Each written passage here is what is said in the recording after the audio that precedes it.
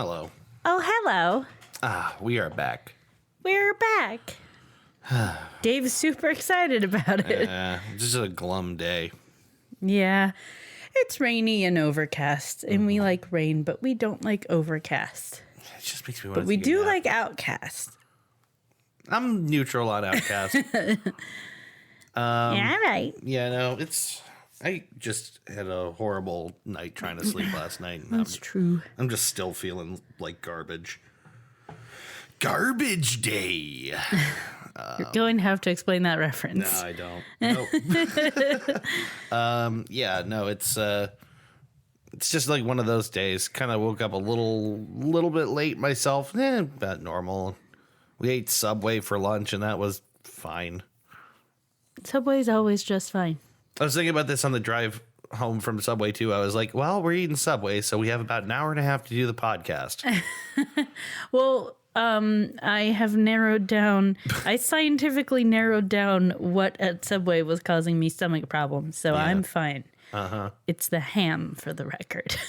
I don't know how you could be. I mean, I guess you did the scientific method on it. You experimented around. Ham is the loser. I ate a sandwich and had extreme piercing stomach pains. Yeah. And I was like, okay. And so the next time I went there, I was like, I'll do it simpler. So I think I got just ham instead of I originally got an Italian BMT. So I got just ham, and I had piercing stomach pains. Mm-hmm.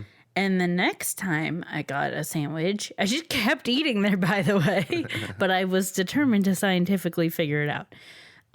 So each time I change something, I keep everything else the same. All the same veggies, the same cheese, same bread, and just change one thing. So next time I got just a veggie sandwich, so no meat at all, so no ham, and everything else the same, no stomach pains. Yeah. And every time I haven't eaten there that often since then, but every time since, I have avoided ham and I've been fine. It isn't very good, and I don't really know why I wanted it today. Yeah, sometimes you want garbage food. I guess I did. I don't know. The thing is, it's not bad. It's just not that great either. You see that article that was going around about how Subway can't literally, they can't even call its bread in Ireland, I think, because it doesn't meet the legal definition of bread. That's dumb. Because it's got too much sugar in it to be considered bread. Oh, yeah. I guess the argument was something to do with, whether or not they have to call it cake. It was if people can spend their, essentially, government subsidized food budgets on Subway, if it qualifies for government aid. And apparently it's too sugary to be bread. I think it was Ireland.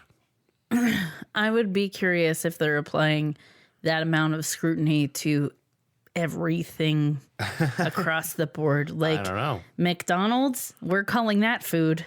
I mean, yes, but you might probably also be able to argue their buns aren't bread. I don't know. Right, but I'm saying if you're putting this level of scrutiny and saying that people can't use government assistance for it because their bread isn't bread, then you need to apply that level of scrutiny to every fast food chain. Yeah. I'm not defending Sandwich Factory. I'm just saying... You mean Subway. Subway. See, I will always defend Sandwich Factory. That's a local chain. See, Sandwich Factory is the definitive good sandwich. Yes. I don't know why. I mean, I guess because Subway is 2 minutes from our house. Yeah. That's what happened. And sometimes you want to eat garbage. Yeah. Lunch meat flavored garbage. Mm-hmm. So that was breakfast. / lunch. / lunch. We've been watching The Newsroom. I was going to bring that up. Mentioned it on the Dudecast recently and was talking to Chris about it as well. But that show feels so relevant right now. So what everyone knows from this show is what goes around the internet. It's one specific clip. Mm-hmm. And it's actually the beginning of the show. It's the jumping off point of the show. But it's this news anchor basically ripping a college, a woman in college, a new one, because she asked basically what makes the United States of America, the best country or the greatest country to you. And his answer was basically that it's not. And he goes on this tirade. Mm-hmm. And in the show, it's the jumping off point because it kind of tanks his career for a bit because, like, you can't have a nightly news show and have credibility and tell the world that you think America's a pile of garbage. So... But it also, like, I think it works in his favor because... Yeah, well, it's like the aftermath of that. Like, we come in... They show that, and then, like, they pick up a couple months after that, and there's big changes happening in the newsroom and all this stuff. Mm-hmm. And it's the thing I love about that clip going around is, like, everyone loves it because there's so much truth to it, and it resonates with us. Mm-hmm. This show is from when? It's it came on the air in 2012. So there's some distance between us and this show, and the show is topical for the time that it was on. Mm-hmm. But it's still, it holds up, and it's, like, relevant still, and it's really sad how relevant it is. Well, it's just, like, shocking how really little well has done. changed in 8 years. It's really well done, and Jeff Daniels is great in it, and who's the guy? Sam? The guy who plays Charlie? I forget that actor's Sam name. Waterston. Sam Waterston was in it. Yeah. Looking the same as Sam Waterston always looks, and I don't understand. The thing that keeps driving me nuts is I can't remember the name of the woman that plays Mackenzie. I always forget her name, too. But she's so good. But she's also great. Everyone in that show is great. Yeah. So we've been watching that. That's all we've been doing. Kind of. It's a big thing we've been filling our time with anyway.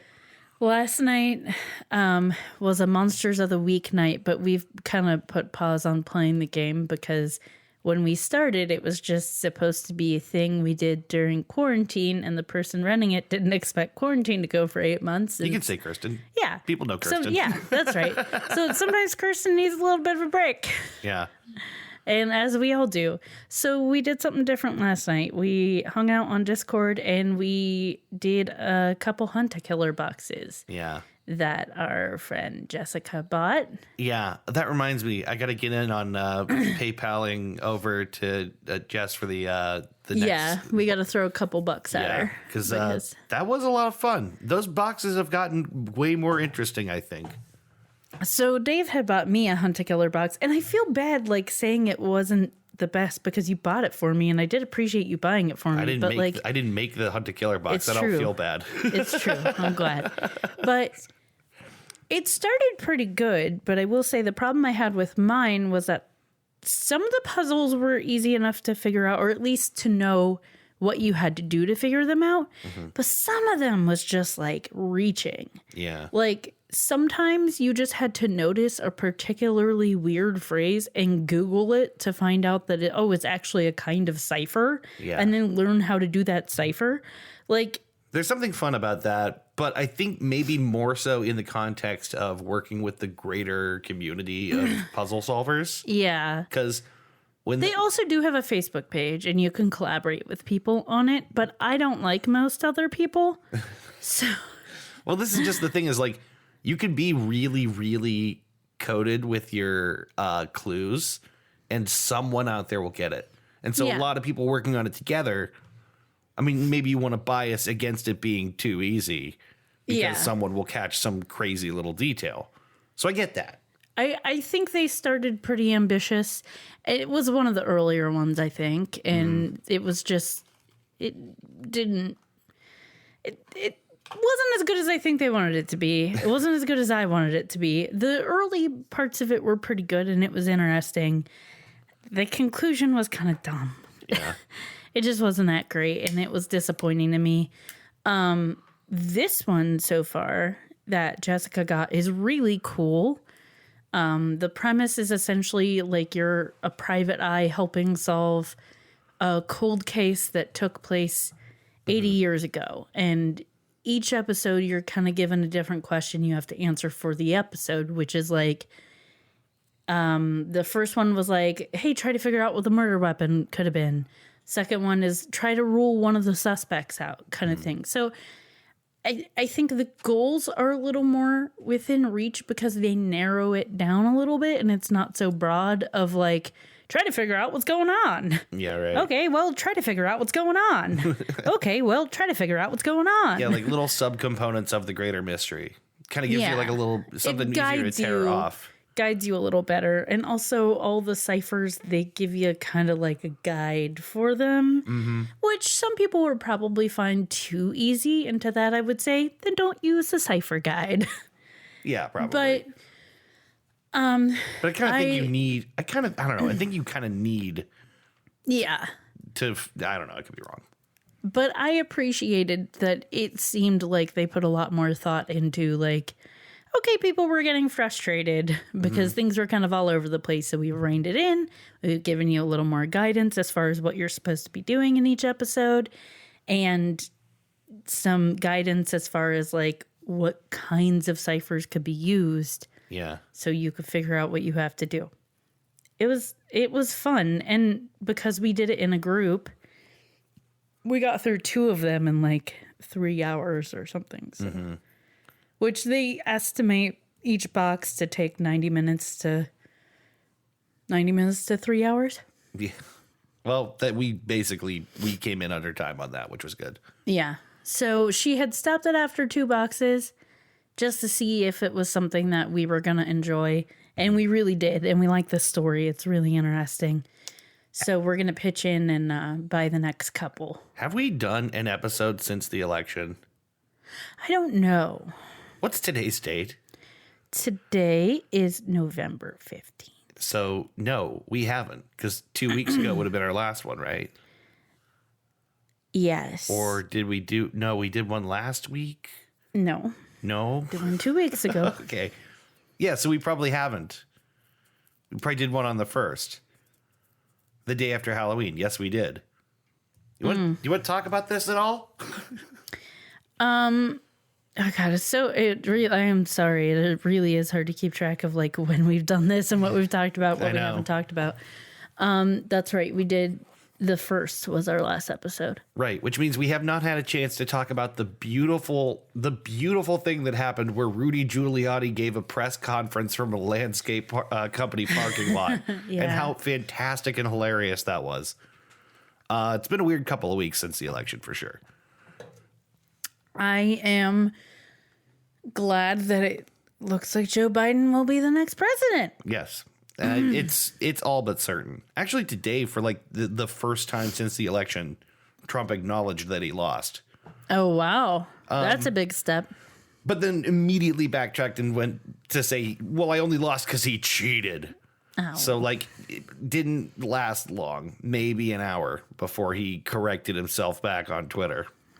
But it's a step in the direction of acknowledging reality. So that's all right. Let's think about the fact that that statement was about our current president. Just acknowledging reality being a virtuous thing to do. A step towards acknowledging reality is a positive for one of the world leaders. I know, it's crazy. It really is. I don't know. So before the election, I was trying not to be too positive because that bit us on the butt the last time. But we voted early. Yeah, we did. We went to the Mahoning County Board of Elections, which, by the way, I had never seen the Oak Hill Cemetery that is across the street. It's beautiful. It's a freaking gorgeous cemetery. It doesn't look like it belongs in Youngstown, Ohio. Actually, I wasn't sure I wanted to do Helltown as an episode because I didn't necessarily think there were a lot of meat on dem bones. But I was thinking of trying to do something local. Yeah. And looked up the Oak Hill Cemetery because it was after we saw it. I was like, I wonder if there's any creepy stories about Oak Hill Cemetery. I didn't find anything. How is there not local I'm sure lore? there are, but everything I found was like the history of it, which was interesting, but not like to the greater population. It was just like, these are the people who were originally buried there, and it was expanded at this point in time, and then these things were built, and then this part of it was relocated. It was stuff like that. It was like not that interesting to anybody else. We should try to get our own urban legend started about the Oak Hill Cemetery. So, somewhat related to this, Aubrey had come to me.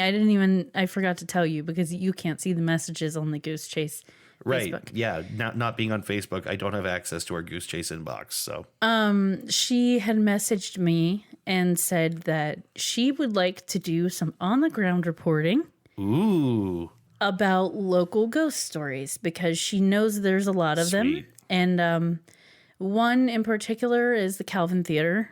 Okay. And obviously she is acquaintances with, I forget his name, Rob.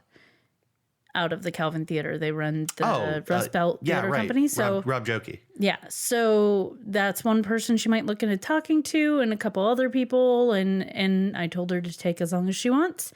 And whenever she feels she has done the reporting she wants to do, she can do an episode. She'll be on our on-the-ground reporter on Youngstown ghosty stuff. I think she should get like cell phone video. I told her if she wants to record any of these interviews and they want to consent to us using the recordings, we can, or she could just write it down and report back on it, whatever they're comfortable with and she's comfortable with.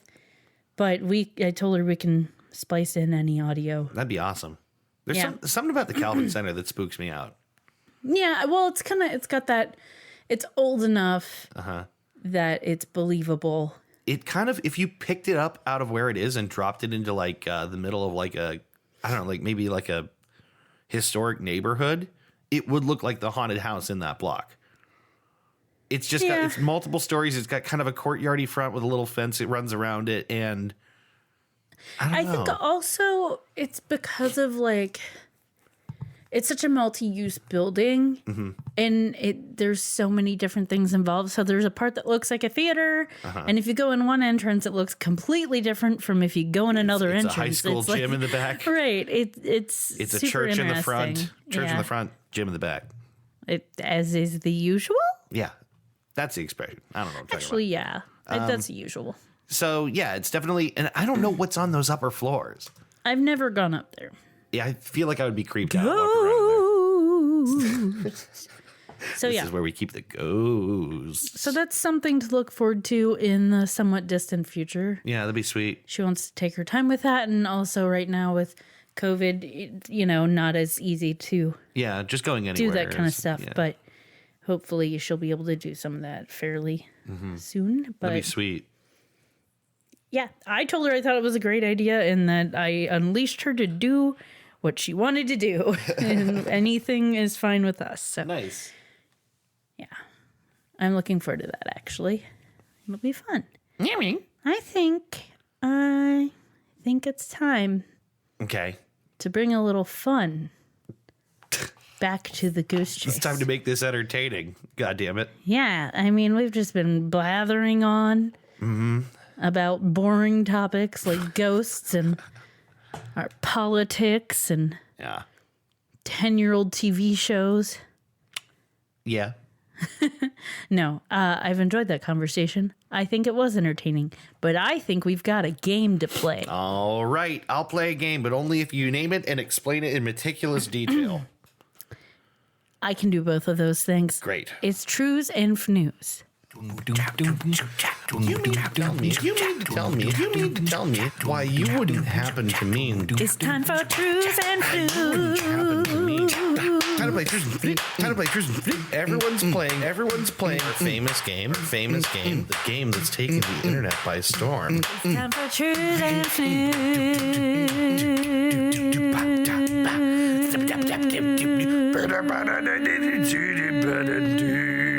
A Merv Griffin production. All right. Tell me about Trues and Fnews. Trues and Fnews is a game, a fun little game, an internet game that's sweeping the nation, in which I will tell you one true news story, the trues, two false news stories, the fnews. You will stop making that face immediately, and you will tell me which is the trues. Nice. Let's try to do the Andrew WK thing, where you just slowly make a more insane face over time. Yeah. Yeah. That's a really funny gag. All right. Yeah, let's do it. Ready for number one? I am. Voter fraud ruffles New Zealand Bird of the Year competition. Oh, God, you really can't rule anything out in 2020, can you? Number two. Hasbro plans to resuscitate a classic by releasing Life 2020 edition, which has been updated to include life cards for catching COVID-19 and getting stung by murder hornets. No. I hope that's not real. I can't Number have all this real life 3. tragedy in my board game time. Number 3. No one plays life anyways. That's true. Peruvian man penalized for pet kinkajou's pocket picking capers. Picking a peck of pickled peppers, what? Peruvian man penalized for pet kinkajou's pocket picking capers. I don't even know what a kinkajou is. Is that a Pokemon? It sounds like a Pokemon. It's not a Pokemon. It's an actual animal. Okay. I'm going to need to hear all those again, please. Okay. Number 1, voter fraud ruffles New Zealand Bird of the Year competition. Okay. Number 2, Hasbro plans to resuscitate a classic by releasing Life 2020 edition, which has been updated to include life cards for catching COVID-19 and getting stung by murder hornets. Okay. Number 3, Peruvian man penalized for pet kinkajou's pocket picking capers. I don't even know what that animal is. But Look up a kinkajou. Right now? I'll look up a kinkajou I was and show going you to a say, picture. what if I come across a headline and I'm like, oh boy, that's it. That's true. I don't want that. Let me show you a picture of a kinkajou. Okay. I think that's the one, though. I think it's going to be my guess. But I need to see what this animal is. Aw. Small enough to pick a pocket. It's like a lemur. Or a Kind slow of. lorry. I think they might be kind of related to raccoons. They're like, oh, they got really weird long tongues, too. Yeah, they do. It looks like a little lemur. Yeah, they're weird little dudes. That's my guess. I don't think it's the COVID in the board game. I just can't see them being cruel enough to do that. And voter fraud over bird competition might be real, but I'm going to bypass it. I'm going for number 3. You're incorrect. No. A Peruvian man was not penalized for his pet kinkajou's pocket picking capers. That was all me. Okay. Pretty good. Pretty damn good. Please tell me it's the first one. Yes. Okay.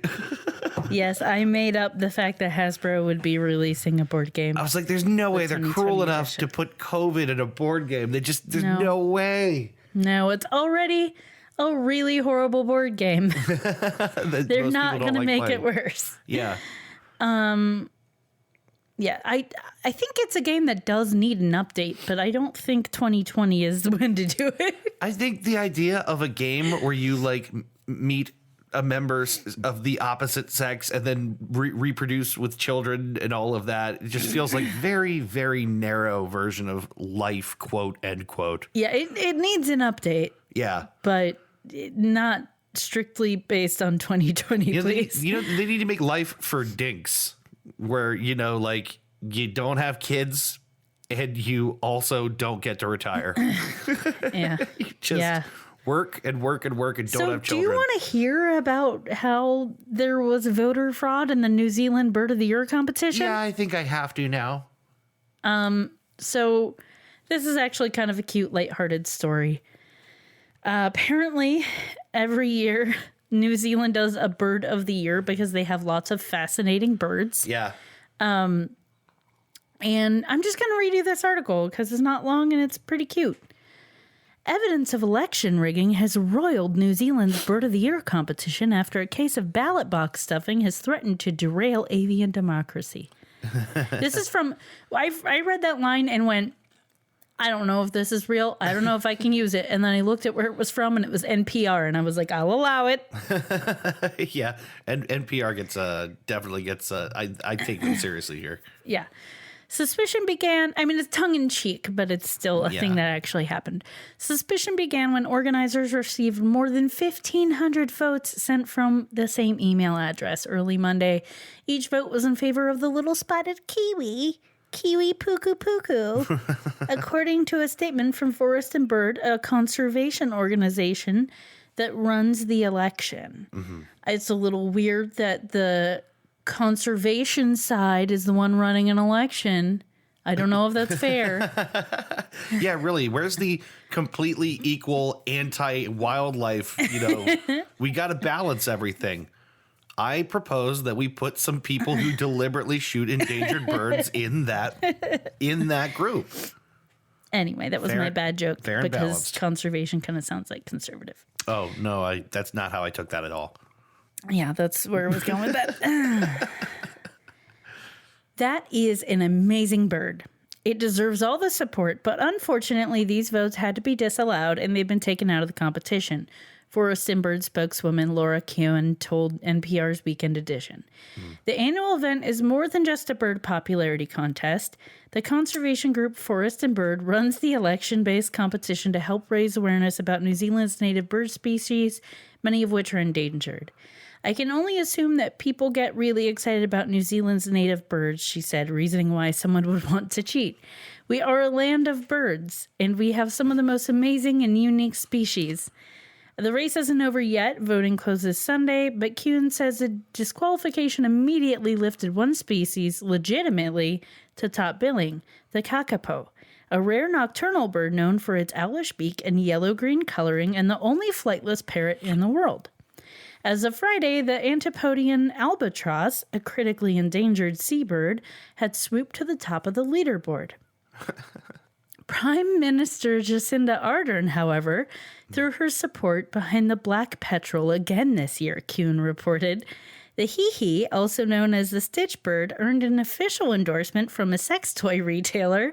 I love this article because it goes everywhere.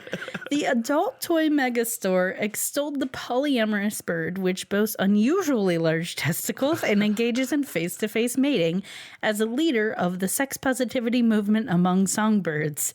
Wow. Everyone gets in on this context in New Zealand. And as I was reading this, I was like, what has COVID done to New Zealand?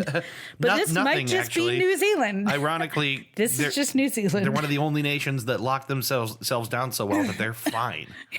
So this is just how New Zealand is. Yep. In an honorable move, the 2019 winner, the yellow-eyed penguin, has decided to sit out this year's competition to let his winged counterpart shine.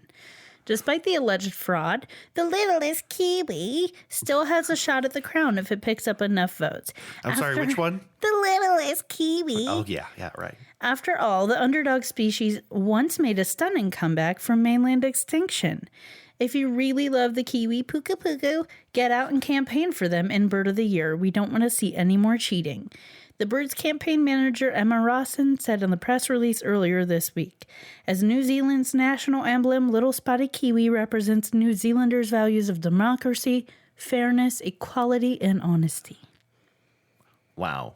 Puku, puku. I'd just like to take a moment to reflect on the fact that you have people here in America who, like the law and order people who say, we are a nation of laws. And then you have New Zealanders who say, we are a nation of birds.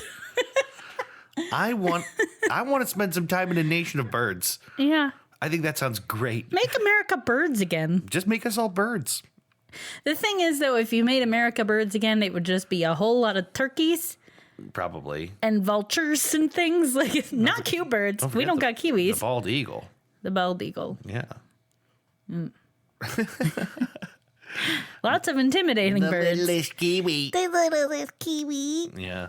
That's Puku, puku. I like that. I just like that they care enough about birds to get all. I thought it was a funny. Birds. It was like a cute story, and like everyone gets into it. The sex toy company's in on it. The prime minister's in on it.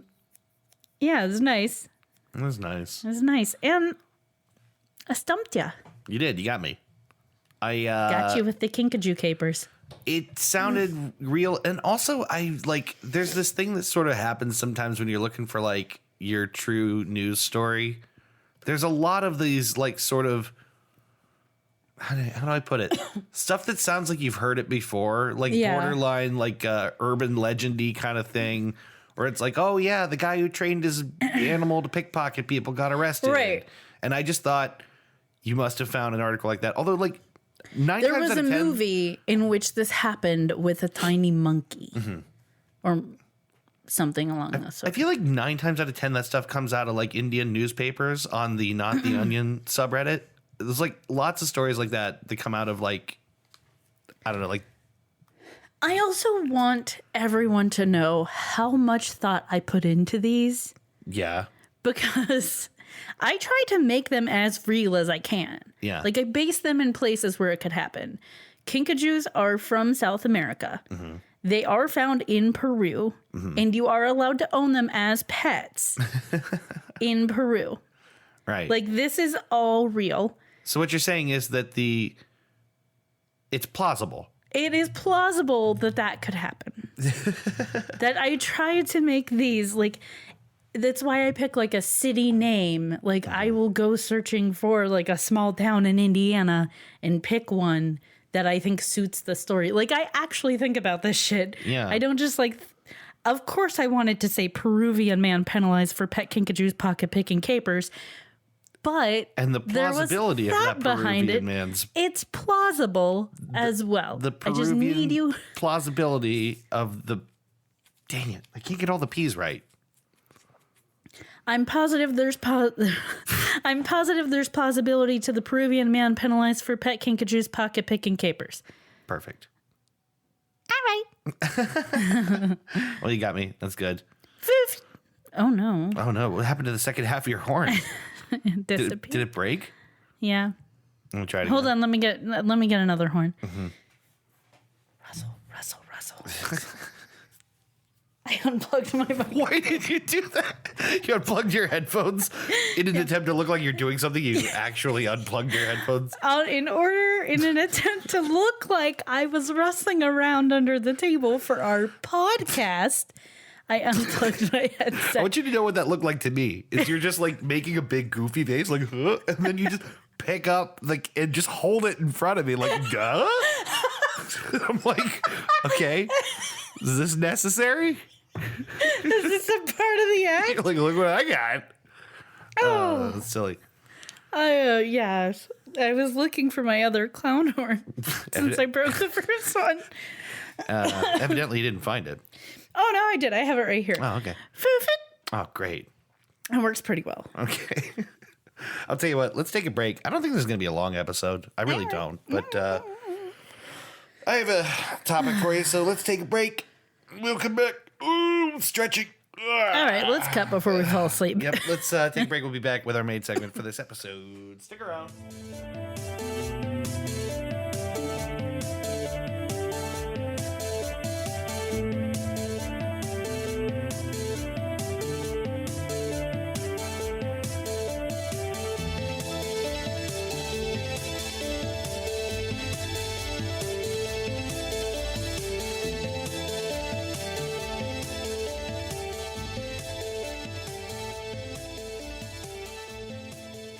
We're back. And we're back. You got all your giggles out of your system? Let's hope so. Yeah. I was laughing so hard I couldn't breathe. It really did look fantastic. So what happened was that I forgot that you couldn't hear what happened when I unplugged my headphones. So suddenly I had no sound. And I was like half shocked, but I was still doing like a shticky thing. So when I held up the cord, it looked like I was really thrilled about it, but I was like shocked and panicking. You look just delighted. God, that's one for the Psychax podcast. So let me talk for a minute about this episode. I'm hoping this is not a waste of time. Always a good way to start. Honestly, sometimes I can't tell. I don't know. Like, I think I know what's important or what's important to me. Dave, Yeah, we don't get paid to do this. It's all just a waste of time. that's a good point. It's hours we don't get back. So my answer is yes, it's a waste of time. Sure. And don't But- worry about it. Yeah, no more of a waste of time than any other episode. And the people who enjoy listening to it will enjoy listening to it. And that's why we do it. For those three people and for us. So I want to start off by saying this is a topic that I was not expecting. I didn't know existed.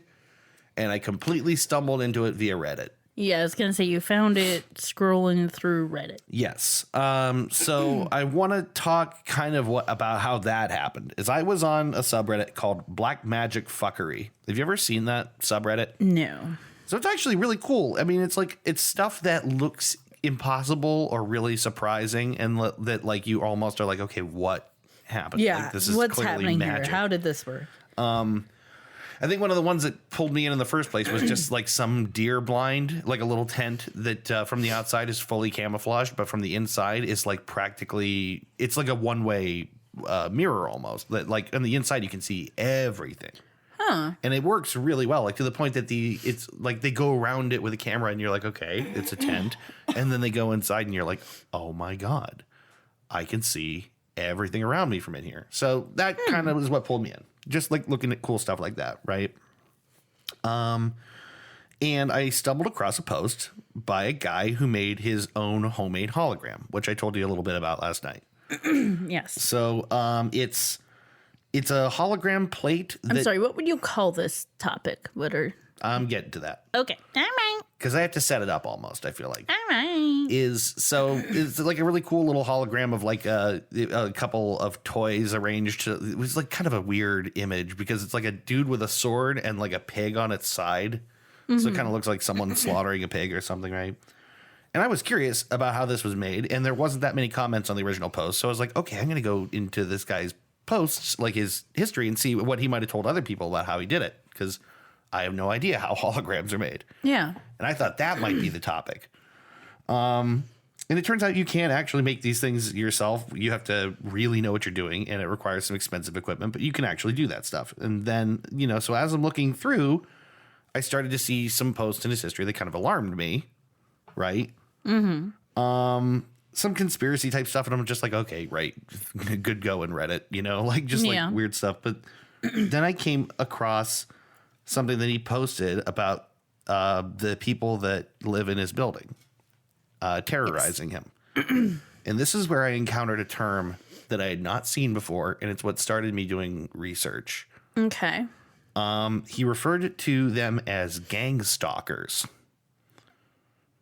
That term was new to me. I had never heard of it. You asked me last night if I had heard of it, but yeah. I have not. I had never heard of it before. The subreddit was called r/gangstalking. Okay. So that's like, the post was very core to the purpose of like what the subreddit is dedicated to. Yeah, he was posting on that subreddit because of that. I didn't know what it meant until I started looking into the forum, and then the more I read, I found there's other web pages dedicated to it, news articles dedicated to it. I didn't know that this community ever existed, but this particular one is around 15,000 members, and it's not the only one like it. And I thought, after doing a little bit of research, it was just worth talking about. And in some ways, this will feel, I think, like a rehash of some of the stuff we've talked about in the past. All right. But I also thought it was worth bringing some awareness to. Okay. And it just kind of alarmed me. So that's why we're here. Yeah. That's why I'm about to waste your time for once again for half an hour to 45 minutes about something called gangstalking. Thank you for coming to our TED Talk. So, like I said, I didn't know what that was, so I looked it up. The subreddit, first of all, the subreddit, as most subreddits do, has a sidebar dedicated to like what the subreddit is, right? Mm-hmm. They describe it as gangstalking is an umbrella term describing a series of techniques utilized by a group to instill mental instability within a victim with the intent to discredit, sabotage, harass, extort, and even drive a victim to suicide. Okay, so it's like an extreme targeted version of gaslighting. And harassment, yes. A victim of gangstalking can have their reputation, credibility, careers, relationships, and entire life put into ruins. So that sounds kind of like grandiose, right? I mean, that sounds like big. It's weird because, like, I believe that actually does happen. Like, I believe that it does. I believe people are like mass harassed, kind of, right, by people. Primarily, I feel like online. And I feel like a lot of times it's like cults and stuff. I mean, I would say like Scientologists participated in those kinds of things. Mm-hmm. Right. Like groups like that have definitely done these kinds of things. So I think it's not that it doesn't exist, but I think in context, there's more. Like, because I was like, okay, what kind of victims? Like, who are the people that are singled out for gang stalking? Or more importantly, who are the perpetrators? Yeah. And why? I mean, like, if I've never heard of it, it seems like it's weird because it seems like a term. It's like a little too general. You can apply it to anyone, anything, Yeah. It's not like a specific enough thing. Well, yeah, so yes, and that's kind of why I was like, what is this forum for? Like, why does this exist? I thought maybe it was like a support group for people who feel terrorized by like gangs, Yeah. like actual gangs. That's what I thought, but it's not that. I thought maybe it was just for people who felt terrorized and were looking for other people, you know? Okay, so this reference will be lost on you. But this makes me think of the show Pretty Little Liars. Like, if I were to say, like, okay, give me an example of gang stalking, Yeah. I would say Pretty Little Liars is an example of someone doing gang stalking, which is like a group of young teenage girls start getting text messages, seemingly knowing their every move and every secret they've ever had, and kind of terrorizing them, pushing them to make decisions they wouldn't normally make, blackmailing them, and putting them in dangerous situations in which they are afraid to like go to the police or parents or authority figures. And it seems at first they think it's one person, but it may be more than one person working together to do this to them. That's what comes to mind when I think of this. I think that's what's being described as like, some conspiracy of people, unseen and unnamed, who are all in on, manipulating and torturing somebody. Also, Pretty Little Liars has a bullshit ending. I don't buy it, and I didn't like it. So I started looking at what people were saying was happening to them. Yeah. What gang stalking looked like to them. Because it turns out, yes, this is full of people claiming they've been gang stalked, right? Mm-hmm. Here's some effects. Included tinnitus, thinning hair, suddenly having to pass stools. Do they not normally? And like suddenly. Okay, but like I have that sometimes, and I don't think anyone's making me do it. Also, eye floaters were listed. Also have those. Little floaties in your eye. Well, you might have been gang stalked. Are you stalked. gang stalking me? The thing is, there's more. Okay, so the floaters in your eyes are just protein. It's just like it's protein that's coagulated. Like it's right. Like what we're seeing in that list of effects are things that happen to a lot of people, and B for no caused reason. Right.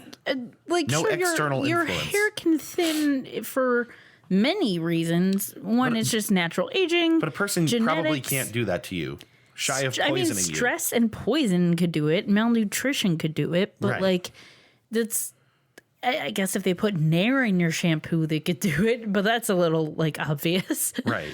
But you see what I mean. Like these are things that can be attributed to. These are things that happen to lots of people. Right. Someone else complained about getting weird phone calls and text messages with no one on the other end, or like, text messages with weird numbers in them. Someone complained that they overheard people saying things about them that no one could know. They overheard someone talking about them about things that no one could know. So the more you read, the stranger it gets. And it feels like people basically trading notes on paranoia. Yeah. Right? Yeah.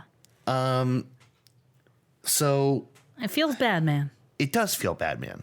And that's where I want to establish that right now here. This is not, I'm not doing this episode to come after people who think they're being gang stalked. Yeah. Quite the opposite. Yeah.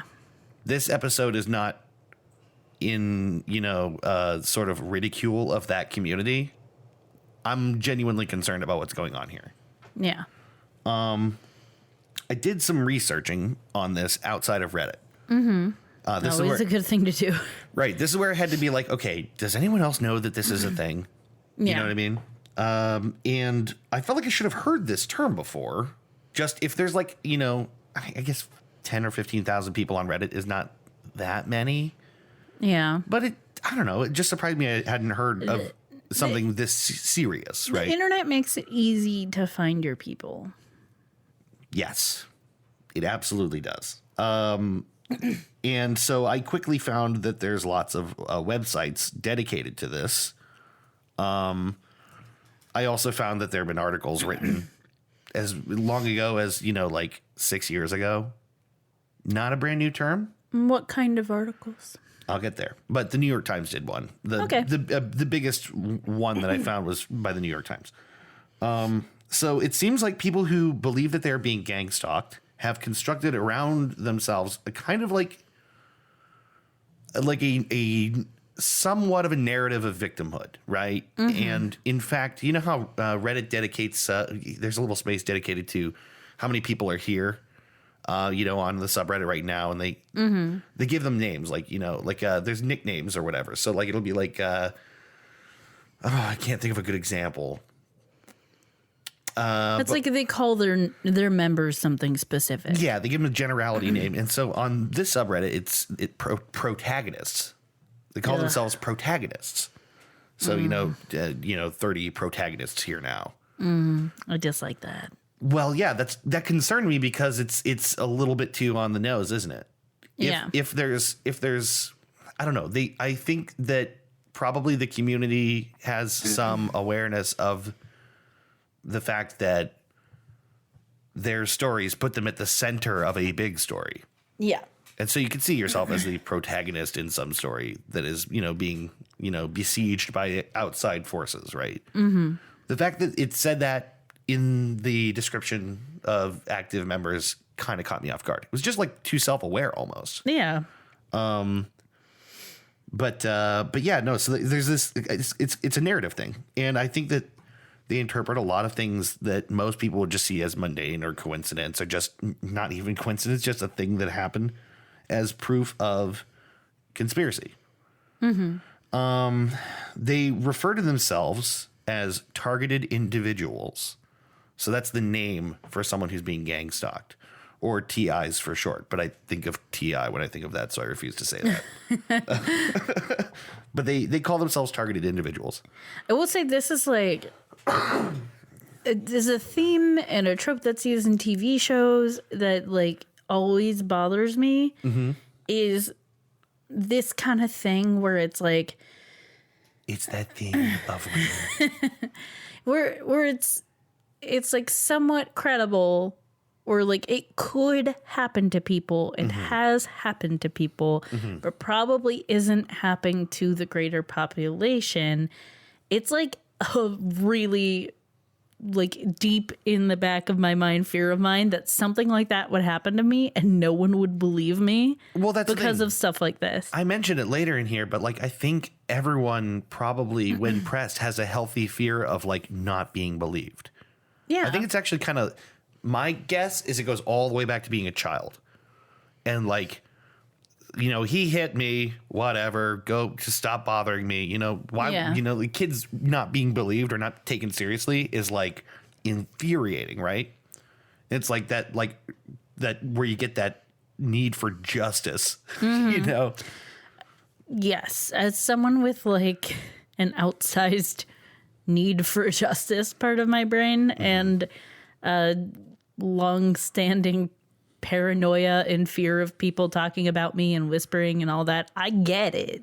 A lot of this stuff comes, I think, from childhood. Yeah. It comes from a time when we are too small and too powerless to insist on being believed and taken seriously. Yeah. So yeah, I think that's I think it's a reasonable fear on some level. But when you externalize it to everyone around you is part of a scheme against you. It's the Truman Show. Yes, they actually acknowledge on some level that there's a Truman Show-esque, parallel. But that's, one of the big things is that it's unfalsifiable. Yeah. On some level, I cannot convince you that the person that cut me off in traffic didn't do it just to add 5% to my stress meter today because they're trying to ruin my life. And I can't prove it either. Yeah. But I couldn't really disprove it because they're gone now. You know what I mean? And I just think it's like... Here's my thing. That it's easy to like forget throughout your day to day. Most people don't care about you that much. Yes, exactly. And I don't mean that in like a mean pointed way at anybody. I just mean like the way that you're super concerned about your day-to-day and how you're coming off to other people and what you're doing, and if that person thought that, everyone has that narrative in their head about themselves. Yes. And so almost no one is really that concerned about the fact that you looked at them and maybe you had a weird look on your face, because they didn't even notice, because they were thinking about the fact that they accidentally cut someone off in traffic earlier. Right. Right. Like everyone's got their own story and they're in the middle of it. I can't tell you how many times I've fretted over something little and ended up going to someone and being like, hey, I am really sorry. And they're like, what? Wait, you did what? I didn't even notice. It's funny. Remember that story I told you about being at work, eating lunch, and I spaced out, staring at that girl across the room? Didn't even mean to. And then I realized she was looking back at me, and I was just kind of clocked out looking at her. Yeah. And then I was like, oh God, I guess I have to get a new job now. I guess I have to go somewhere else. I will say masks are a good thing for me because I can't control my facial expressions. Right. And so the other day at work, I don't even remember who or why. Someone walked by and I made a real weird facial expression, but luckily all she could see was my eyes. And immediately after this happened, I turned to the person who was standing next to me. Don't even remember who it was. And I was like, man, sometimes I'm really glad we're wearing masks now. And she's like, why? And I was like, because I just made a real weird facial expression and I'm glad no one could see it because I can't control this. Yeah. But I don't have to worry about it because I have a mask on. So let's get back to this real quick. Yes. Basically, I mentioned that targeted individuals see themselves as the victim of widespread harassment. The other thing, it's a common belief, but not universal among them, is that they're being targeted with energy weapons. Oh. Very frequently, they call them, I think, direct energy weapons or DEW, and they tend to be low frequency Mountain Dew, Operation Mountain Dew. It's like they believe they're being irradiated with some kind of low frequency energy, which is another thing that you can't disprove. And with the right equipment, you could, but then would you even believe? Yeah. There's a lot of trapdoors. Yeah, the whole thing is built in such a way as to, well, of course you couldn't detect the energy rays because they're too good. They're too smart. They made it undetectable. Arguing with these people and trying to disprove them just proves their point more. Yeah. You're just with everyone else. You're on the side of the people trying to harass me. Yes, exactly. That's it. And so that's that thing of they believe that this campaign of harassment exists to discredit them among their friends, family, relationships, work, everyone. Here's my question. And so that's part of how if you step in and don't believe them, yeah, that's part of it. They've been discredited to you. Here's my question. What is their answer for why? There is not commonly a good answer for that question. I think that with regards to why, I think one person I saw say something about people literally needing to take their energy or something like that. So there's kind of, I don't know, weird magical kind of explanations for why. And then there's other people who just believe that it's part of, a test or it's part of a program. The people who are in the gangstalking community frequently refer to COINTELPRO and MK Ultra and all these secret government programs that have been used to suppress people, manipulate people, control people's brains. I mean, it's tied to a lot of other types of strange conspiracy shit. And those, this is fuel. It's just ripe for this kind of paranoia because some of it's true. Exactly. Some of That's the thing is, happened. some of it's true. Some of it's the government wants to control your brain with lasers. So it's when you start to get into, why would the government ever do this? I don't know. Maybe they would. Yeah. Maybe they would if they could, but they're not. Is my point. Yeah. But are they? You know what? Hearing myself say it out loud, I'm like, maybe the government is trying to harass people with brain lasers. I don't know. The thing is, it's not that it's not feasible. They could be. but most likely they aren't. And what really feels bad is like, instead of maybe like having someone look at this with them and be a little more logical and consider that there are reasons that they feel this way, and like that they're experiencing a lot of paranoia and things like this, like looking into those things. Instead, they're going to Reddit and finding a community that believes the same things that they believe and intensifying their feelings. You are right in step with me, because that's where we're going with this. And it's something I wanted to talk about is like, think about pre-internet. Yeah. Before it was super easy to find and organize with people around an idea like it is now with the internet. Before you like, you know, especially like something really, really fringe. Bless you. Like, if you had some really fringe beliefs, you had to work a little harder to find your people before the internet. Yeah. And you were more likely to be encountered with resistance by the people that you talked to regularly, I feel like. Yeah. And you might be more likely to get bullied for your beliefs. Not bullied as much as like challenged. And that you might be less certain of them, and it might be more likely that you might find treatment because so many people around you didn't validate that belief, right? Yeah.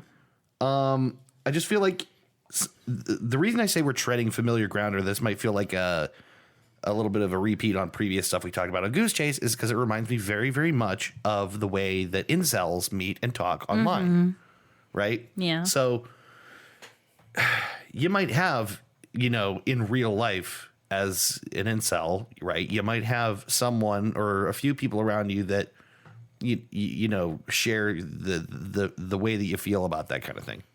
I think it also, the incel thing has a similar thread of like kind of viewing themselves as the good guy, the protagonist, The victim in the story. Yeah. Yeah, I do too. And I think that with the internet, you're able to seek out validating people for most anything that you think.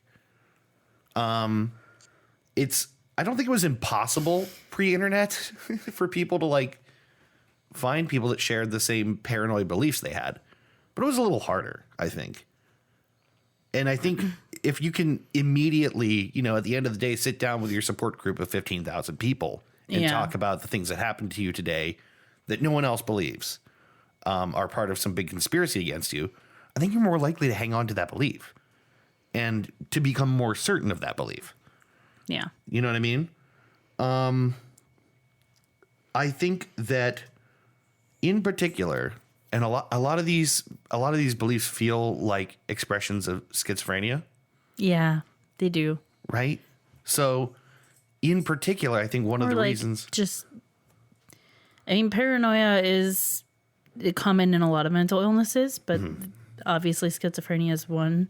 I didn't know that the DSM discontinued the 5 sort of separate expressions of schizophrenia. I always thought paranoid schizophrenia was still a thing, but I guess the DSM merged them all into one in the last like 7 years or something. I didn't know that either.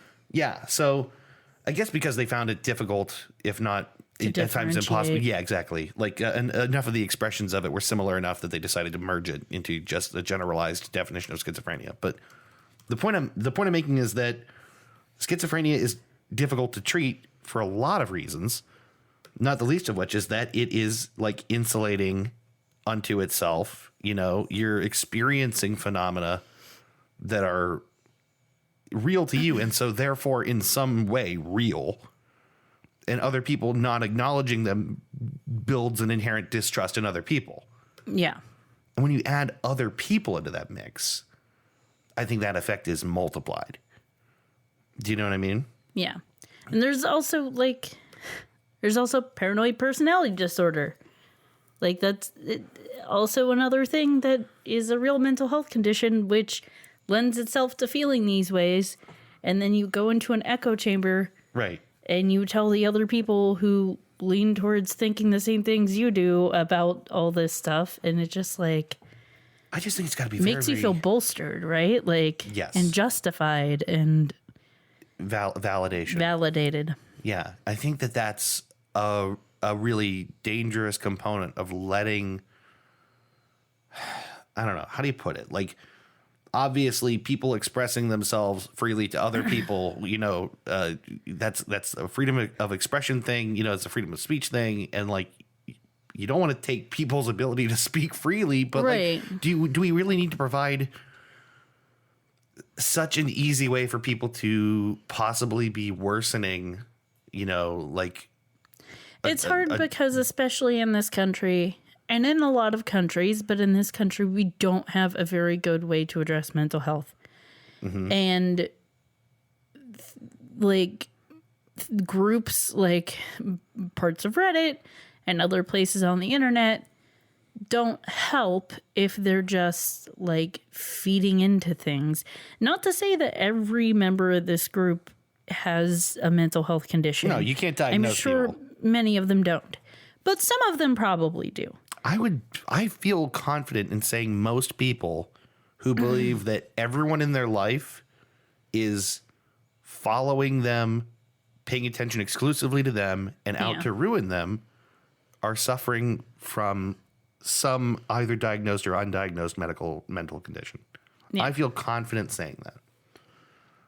Very possible in that case. But another thing about gang stalking and the community and its terminologies is that there's an already predefined concept of false diagnoses of schizophrenia. I was going to say it's easy to dismiss it within that group of people because, well, this is what the gang stalkers do. They try to get you diagnosed so no Yeah. one will believe you. yeah. This is what I mean when I mention unfalsifiability. Yeah. There's a lot of belief built in to insulate people from the possibility that they need treatment. Yeah. And it's that much harder when you build up that kind of narrative around it. It's that bigger of a wall between like people who actually need mental health interventions from getting them even down the line. Like, that is a huge barrier. That's really upsetting. It is upsetting. And I'm about to get a little bit more upsetting before I back up and talk more generally about the thing. But this is where I really want to make a distinction that, like, this does not mean that someone will become violent. Yeah. People do, but not everyone. Maybe not even most people. But, like, there is a potential for this thing to amplify into, like, Well, it a violent validates resistance. people and makes people feel justified in their actions because they think they're the victim. Right. So if you've got enough people telling you that this is real, and you start to believe that, how far of a jump is it for you to say, I need to defend myself? Yeah. I do not want to be misinterpreted as demonizing the mentally ill. Yeah. I don't want, the talking about this to be misinterpreted that way. But the point I'm making, the reason I'm talking about this is that there's a reason that maybe people need to, groups like maybe Reddit and Twitter and other online, means of these people finding each other need to consider doing something about it. Because I think it's just important to focus on what the natural conclusion of believing in something like this. The reason I'm giving all this disclaimer is that I want to talk about Aaron Alexis, who was the shooter that killed 12 people at the Washington Navy Yard in 2013. Do you remember when that happened? I honestly don't. So Which feels bad. No. I should.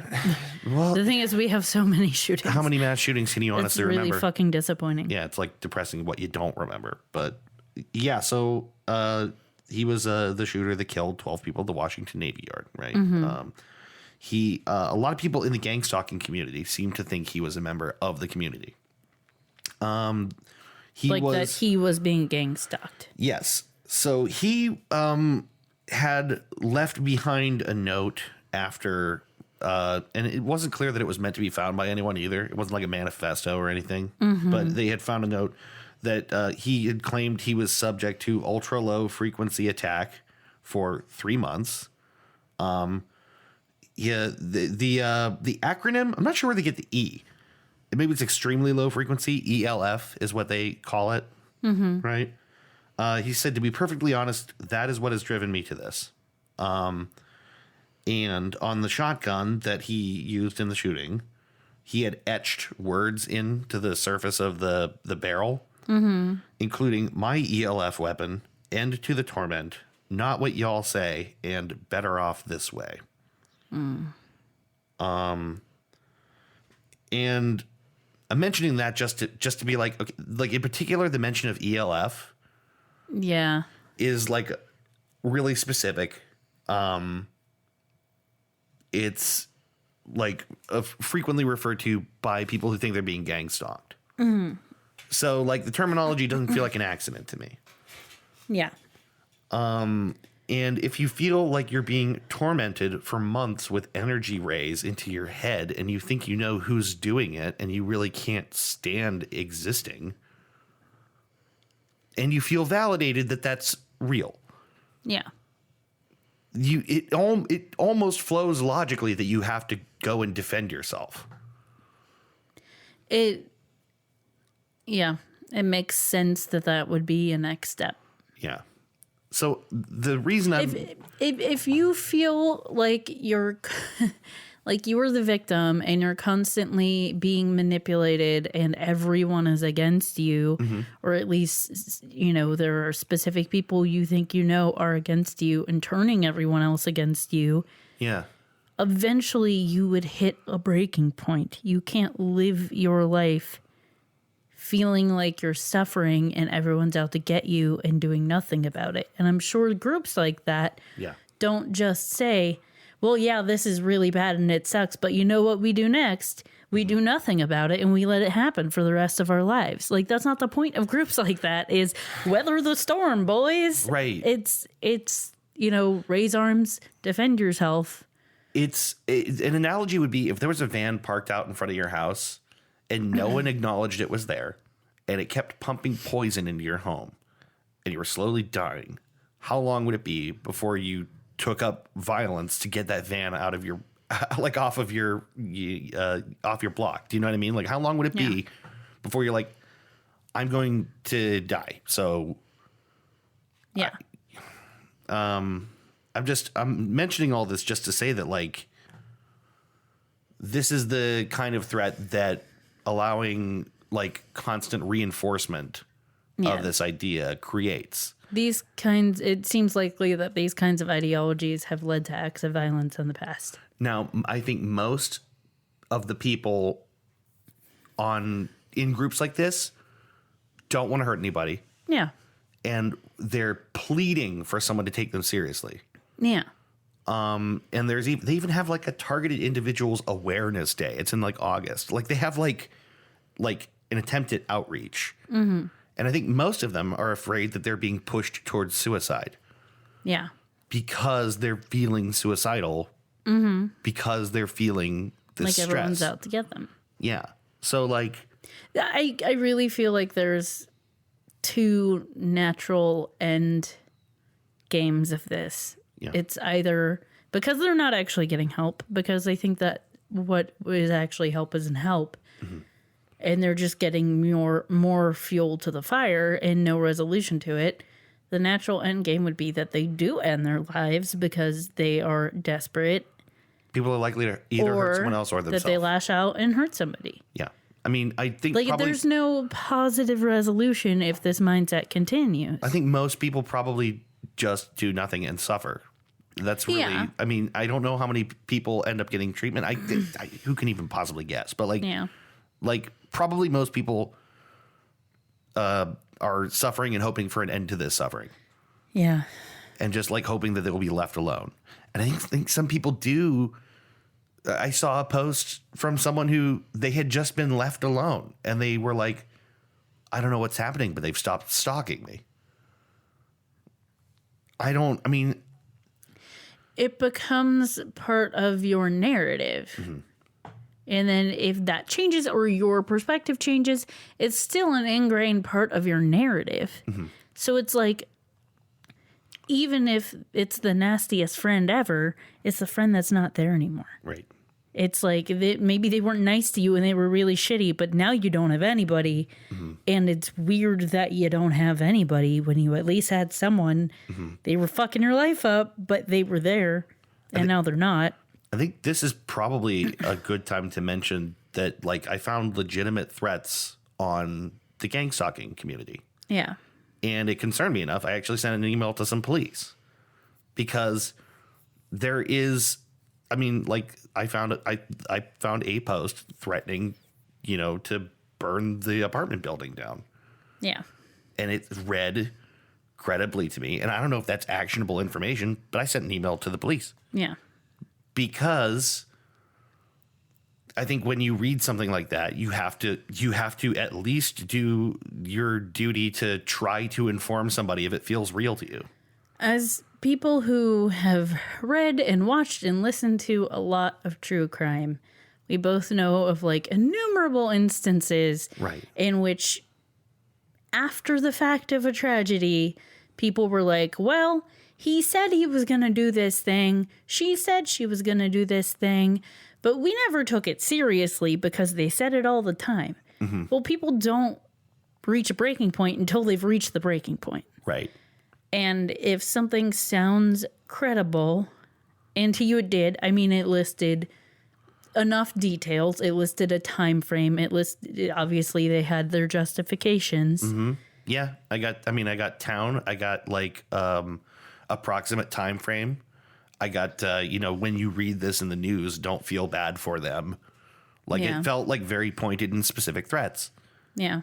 And more to my point about the whole thing, most places on the internet wouldn't tolerate that kind of thing without being like, no, that's a bad idea. Yeah. But the insular nature of a community of people validating each other that way. Yeah. No one challenges it. A group it. that feels like you're the protagonist, and of course you're justified in your reaction because they're manipulating you and harassing you first. Yeah. In trying to make you kill yourself. Right. Of course they don't stop that kind of thinking. So I want to move on briefly to say that I don't necessarily know what all the right things are to do about this, but one of the articles that I pulled up in my research was a Medium post about someone talking about the history of gang stalking, right? Mm-hmm. And one of the things they noted is that, for example, one thing Reddit could do would be that it would require people to, there's a way that a subreddit can be sort of configured such that you have to be invited personally in order to read posts and engage in posts. So one of the things that could do is people couldn't just wander in and read a series of, posts from other people that are possibly worsening their own situation, right? Yeah. You'd have to be specifically invited into the community. And that might discourage like the growth and the spread of that kind of, ways of thinking. Twitter could de-index certain hashtags, which, doesn't limit anyone from speaking, but it does just make it harder to find material related to what your particular obsession is, right? So in this case, they could de-index hashtags around gang stalking. Or EMF or whatever it was called. Not ELF. ELF, yeah. De-index EMF too. Who cares? But yeah, no, like there's things that they could do not to limit people's ability to, speak or express or whatever, but just to make it less likely to spread possibly dangerous ideas to an audience that I think is vulnerable to them. And yeah, I don't know. I just feel like we've talked about it to death, but just to round it out again, this is, I think, a problem with, the way that the internet helps fringe groups, get fed and multiplied, and just to become more extreme versions of those beliefs. When you have multiple people, it's like a known effect. If you have multiple people bouncing an idea off each other, yeah, it's more likely to get extremized than if you have like two people talking about it. Yeah, exactly. If you feel bolstered by a group, if you feel justified, if you feel vindicated, and there's no one in that group that doesn't, there's no one questioning it, Right. it's more likely to go to the most extreme response than to something more moderate. Mm-hmm.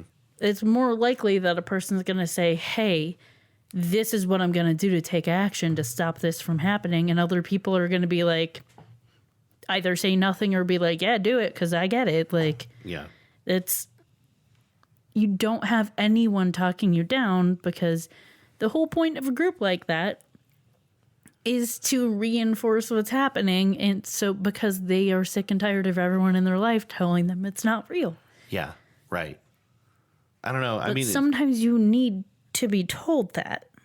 I want to kind of round out at the end of this, because I'm mostly done, and talk about I briefly alluded to this idea of redefining language and redefining, concepts in such a way that I think is further isolating, right? You see it with cults and, like changing people's language and like when you start to alter what words, like common words and phrases and ideas mean, what they really mean. Yeah, when you introduce those ideas, you start to change the way people see the world. And when you introduce like concepts that most people would not occur to most people, they start to look for them and identify them and become part of their reality.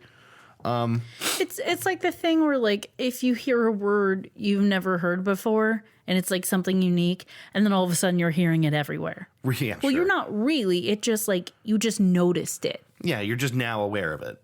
But it's that kind of thing. Like now it's a reinforced idea in your head, and you're gonna be looking for it. Mm-hmm.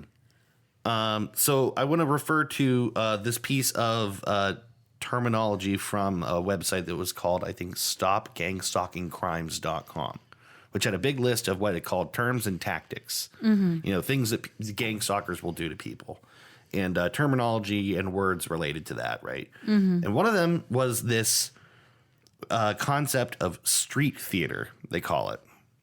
Street theater is carefully scripted harassment by neighbors and strangers especially, but can include harassment by family, friends, and coworkers. These skits are designed to keep a target at a high stress level, but are crafted so that outside observers are likely to wave the skits off as the breaks. The cumulative effect of such skits can be crushing to sensitive victims.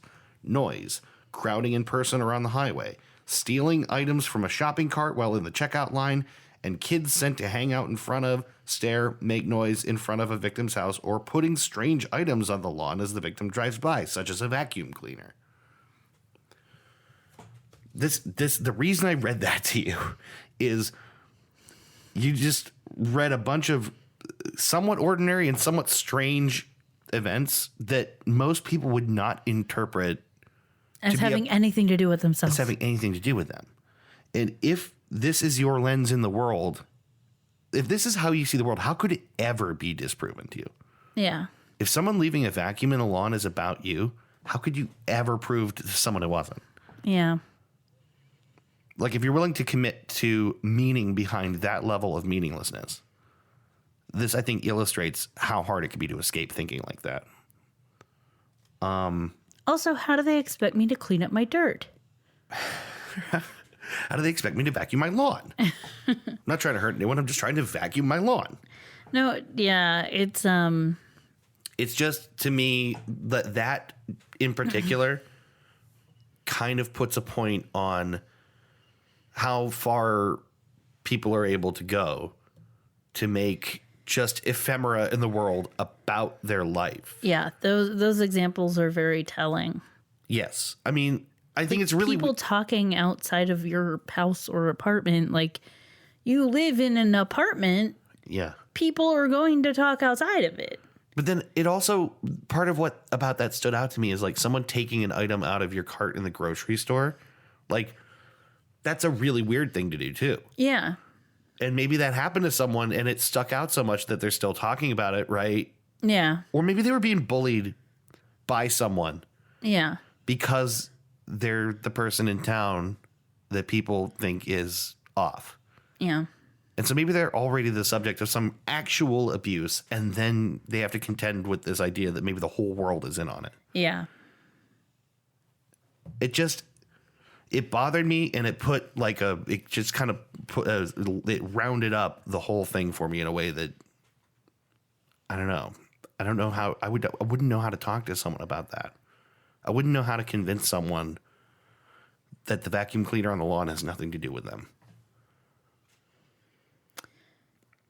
There isn't a great way to change someone's mind if they're convinced about something. Yeah. The best thing you can do is to find the things you agree with and to be supportive of them as much as you can without reinforcing their beliefs. I mean, you would want to be an anchor to reality in that person's life. And you would want to say, listen, I promise you, I know that this seems scary, but it's not about you. And that's my whole point, is that's not what these subreddits or different websites are for. Yeah. They perform the opposite of that. Yeah. And I don't know if this was a waste of time or not, but it felt important to me. It does feel important. It's another expression of the internet not making things better for people. Yeah. Yeah. I think the internet has done some good, and the internet has done a lot for connecting people. But sometimes the way it does that is not a good thing. It allows anything legitimacy. It allows everything legitimacy. And on some level, that's our national problem right now. Everything's true. Nothing is false. Believe what you want because everything's a grab bag. And again, on the internet, we have a somewhat extremized group of people trying to find places where they can go reinforce each other's beliefs. We have people. Yeah. Not that I think Facebook is good. We have people leaving places like Facebook and going to Is it parlor or parlay? Parlay. It's French. It means to speak. But we have people moving to places like parlay, and I'm sure there are more. Yeah. Because they don't want people who don't agree with them to not agree with them. Yeah. And I get that it feels really good to just be reinforced by the people who understand you. I get that. Yeah. Within our little worlds and our little groups, we have that too. We have a lot of like-minded individuals around us. Mm-hmm. But you also, as an adult human being in the real world, have to contend with people not sharing the same ideas as you do. Yeah. As you have. And the less criticism you subject your ideas, your worldview, your beliefs, the less you let those things be challenged. It's dangerous. It's just not good for you. You got to eat your fucking vegetables. I mean, I don't know how else to say it. Sometimes you got to hear someone who doesn't agree with you and try to find a way to respectfully disagree. Yeah. Sometimes you have to question your beliefs. Yeah, I guess it is not healthy to not examine yourself and the reason you believe things. Yeah. It's not healthy. It's not normal. and to go into any group, any environment where you have a specific belief and everyone there does too, and no one's telling you it's wrong and they're only enforcing you, is very dangerous. It's funny because I, for years now, have contended that Facebook is super bad for us and is designed to amplify us and make us angrier and worse, right? And it is. But at the very least, it put us in the same room. Yeah. Now we're all going to our own separate rooms. I mean, that's what it feels like. That's where that's going. If people can self-select to a high degree of specificity the acoustics of their echo chamber, we're in trouble. Yep. So anyway, on that very positive note, that's all I got. Yeah. I don't know. Sometimes it feels like all the problems are the same problem. No, I mean everything's the same problem. Sometimes it feels like. Yeah. Because they are. I mean, you see it on a micro scale and then you start to see it in the broader reality. It's because, you notice it. Yeah. You start to notice it. But it starts small And then it applies to the broader percentage of the population. Yeah. I'm just starting to think that so much of every single problem we have has to do with how we inform ourselves, how we discourse with each other, and how we separate ourselves. Those things are very important. Those things are very important, and they do affect a lot of things. And there's nothing funny about this topic or this episode, and I didn't think there would be, but it just got too much joking. It just got more and more serious. Yeah. But I mean, that's a thing. This has always kind of existed on some level. There's always been the guy that swears that he's being followed by the helicopter, or that there's been G-men in a black car following him around. Those people have always been plagued with those fears, the paranoia. That's been a part of the human condition for a long time. Mm-hmm. But it feels like it used to be harder to find people that would tell them they were right. Yeah. Also, someone might be followed by G-men. That's the other thing. Maybe that happens, but not like this. It does happen, but it doesn't happen all the time. It doesn't happen to that many people. Yeah. The world is not the Truman Show designed to torture you, you know. And it troubles me that there's no way to really show someone that. There's no way to talk someone out of that. They have to want to escape. Yeah.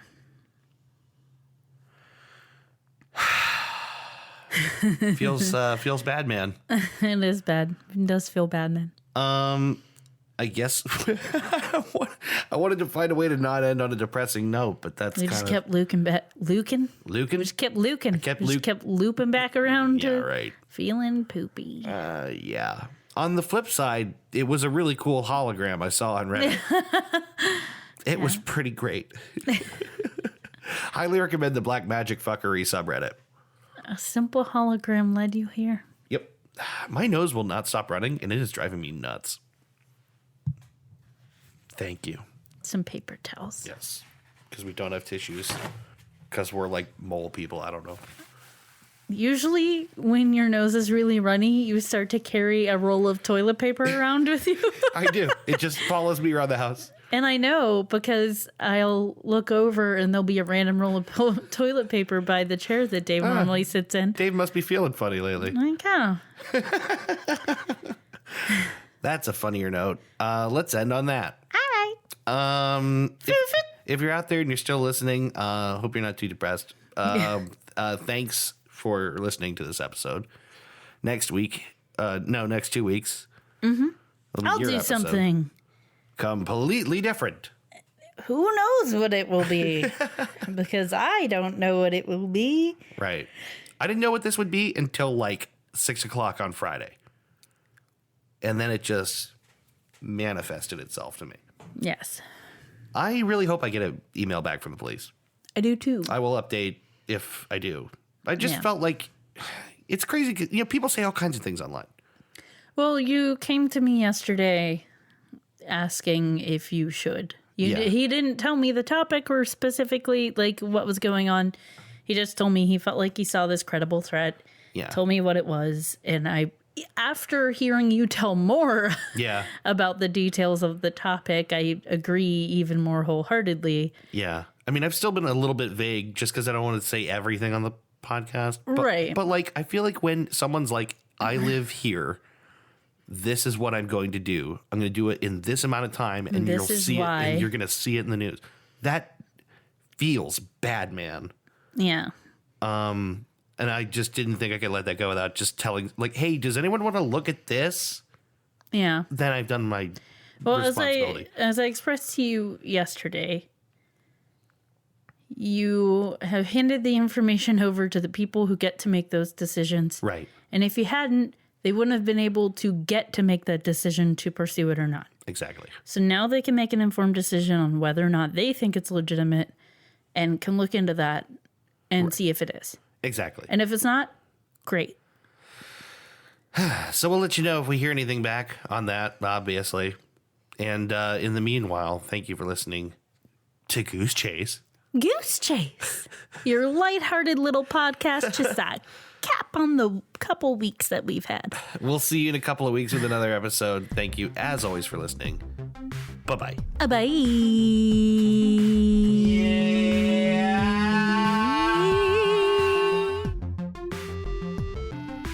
You've been listening to Goose Chase.